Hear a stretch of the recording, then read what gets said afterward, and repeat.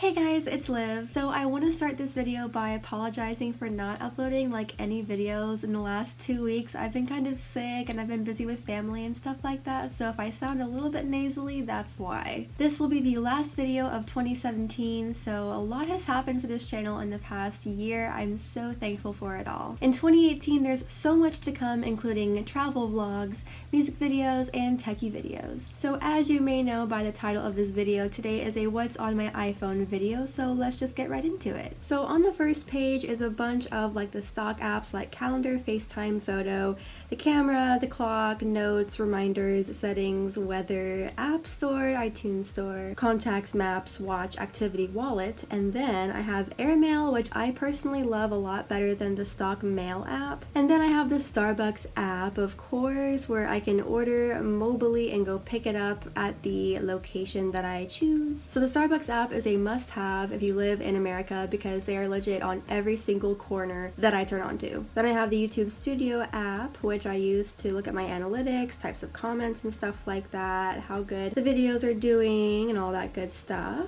And then YouTube, of course. The last row of apps is my most used apps, which is Snapchat, Twitter, Instagram, and Tumblr, and if you don't know my social media names, I'll put those right here. And then on the dock is the phone, Safari, music, and messages. And my next home screen, I have photography, and so I have VSCO or VSCO, you might call it, which I absolutely love this app. I use it for so many things. Like, I love to just play with the filters, and this is my cat, don't judge me. Then there's superimpose, so if you're trying to create a foreground and a background or bring two images together, I'll just choose some random ones here. You can easily do that by just masking out whatever part that you want to get rid of. So you just like mask out the cat. Awful job, but you get the gist.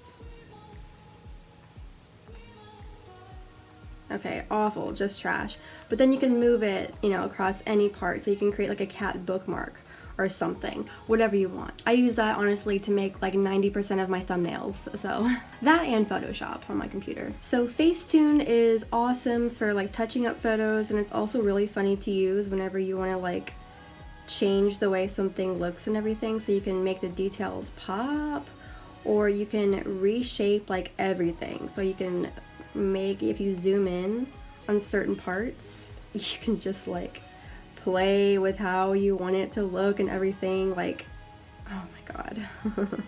Fonto, which is really nice for putting texts on images, so if you want to add just any old word or emojis to this, you can just type in guy, for example, and you can just put it right there. Layout, which kind of goes in pair with Instagram, so whenever you want to add multiple images in the same post and not just like having to scroll through, then this is the way you do it. So if you want to add 3 pictures, then there you go, you've got the 3 right here. So Afterlight is an app that I don't use that often, but it's really cool for filters. You can add some light leaks, which are kind of cool sometimes, and you can adjust like the saturation, the brightness, the contrast, and all that stuff. All the basics are there. But all those basics are on VSCO too, so unless I specifically want a dusty effect on my photo, then I'll go to Afterlight for that. Snapseed is pretty interesting too. I use this to kind of brighten up certain parts of an image. So if I open up a photo and then I go to my tools down here, selective, this part back here is kind of dark, so I can just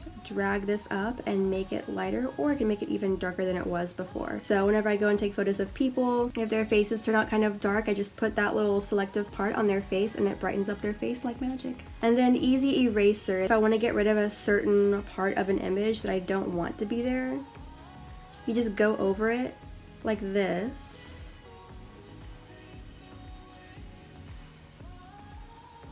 Perform erase, and then it like magically disappears. It's pretty cool. It doesn't work for every photo. It works best whenever there's like a constant color that takes up the entire space. Whenever there's a bunch of shifts in colors, like this shirt for example, it'd be a lot harder to do it with. My other social media apps are Pinterest, Dropbox, Netflix, Facebook, Messenger, Subcount, which is really awesome to see how many subs you have at that certain moment in time. SoundCloud, Songkick, and Drive. Now if you don't know what Songkick is, it's a really cool app that scans your entire music library and it lets you know when your favorite bands and or artists are coming near you for a concert. In finance, I just have my banking apps, PayPal, Cash to snap people cash, Pay by Phone, which is a parking pay type thing. Whenever you find a parking meter, you just click on park and it'll have a location number next to the pole, and you just put that in here and you say how long you're going to be there for, and then you pay afterwards. It's pretty cool. Then for shopping, I have eBay, which I don't really use that often. I don't know why I have that app. I have Etsy, which I love because people like hand make things and put it on there, and I like to buy it sometimes. Fandango for movies, a discount app, so if you don't know a discount of an item and you can't do it in your head, you just put like the original amount. So say like something is $50 and the discount is 15%, it's gonna be $42.50. So it's really cool. If you can't do it in your head, or if you're just too lazy, then this is the perfect app for that. Ticketmaster for concert tickets, Print Studio, which is absolutely amazing. I put this in my other What's on My iPhone video that I made like a year or 2 years ago, and basically it's a printing app where you can make prints of anything you want. So any photo you want, you can have it made. So it can be prints, photo books, wood prints, magnets, metal prints, greeting cards, modern frames, Santa Cruz frames, photo strips, posters, display, canvas prints, and buttons and stickers, and the list goes on. So prints, they come in 4x4 squares, 5x5 mini squares, which are like an inch to an inch and a quarter or something. There's the 4x6 mighty prints, 8x10, 11x14, 16x20. Oh my gosh, there's so many. Panoramic prints, oh my goodness.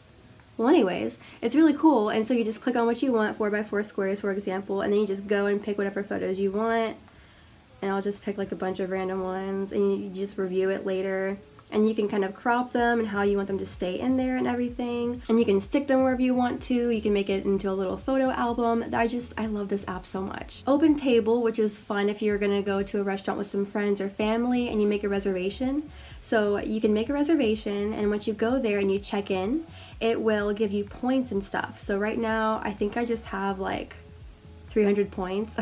So each time you check in, it's 100 points. So I've only used this 3 times, but I think after, let's see, 2,000 points, you get $20 credit at any restaurant you want. That's in the app at least. It's really, really handy. So I don't have a lot of games on my phone, nor do I play these very often, but I have Sudoku if I'm like really, really bored. Bowling, don't judge me. I have Smash Hit, which is a very interesting game, I feel like. It's pretty much where you're just throwing a bunch of just like metal balls at these things and stuff. It can be sort of addicting.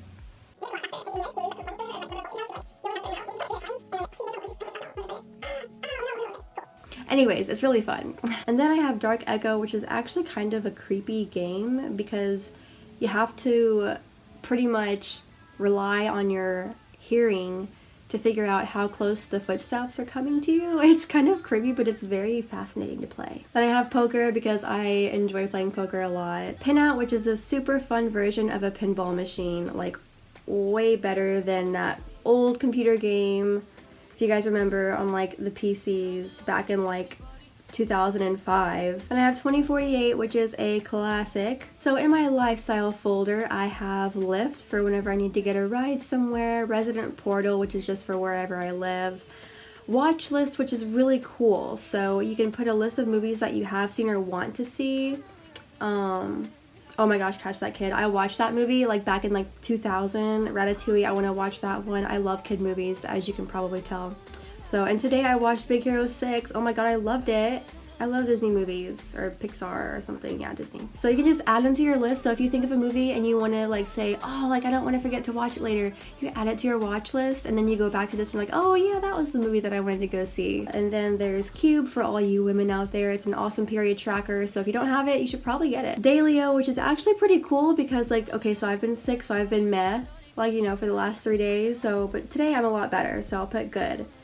And I have been around family, and it's hella cold outside, and I'm sort of sick, but I'm better. I've been relaxing, and I've been watching movies, and I've had a good meal today because I had lasagna. So for the past, oh my gosh, 76 days, I've been putting in how I've been each day. That way I can go back and see like what I did or how I was like, you know, 30 days ago, because why not? just another like app to mess with on your phone when you're bored. Smart Life is for my smart plugs at my house, so whenever I want to turn them on, I just click this on button and they're all on. I would show you, but I'm not actually at my house, so they're just on randomly, so I'll turn them off. The fork is mainly used in Europe and stuff whenever you want to find restaurants near you, but if you search, you know, Rome, for example, it brings up a bunch of restaurants near Rome, you know, the prices, and what types of things they have on their menu. It's really cool. I have the Home app, but I don't really use it that much either, except for my my smart lights in my room. Apartment list is a good one to search for apartments anywhere in your location. I just realized that my phone is in Italian language. I forgot to change it back to English before I did this video. Anyways, so then I have Vivino, which is an awesome app to find awesome wines. Then in my travel folder, I have American Airlines, which I use to look at my flight schedule and stuff, and if anything changes, it'll let me know. So Flyrite is just kind of like an informational type of app.